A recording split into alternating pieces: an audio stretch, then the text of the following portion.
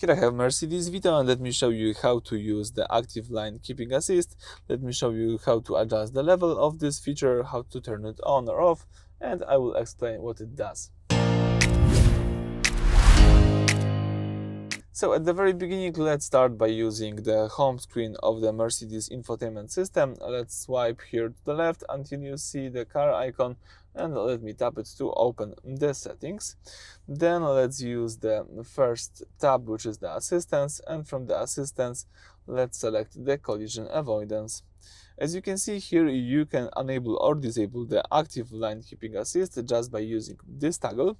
And what it does, using a camera behind the windshield, it identifies line markings. If you drift over a line without using your turn signal, the steering wheel will vibrate to warn you.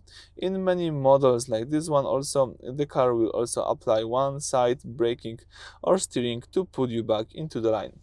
Let me here also tap the settings icon. As you can see, you can also enable the level of this line keeping assist. It could be early, medium or late. I think the medium is enough for me.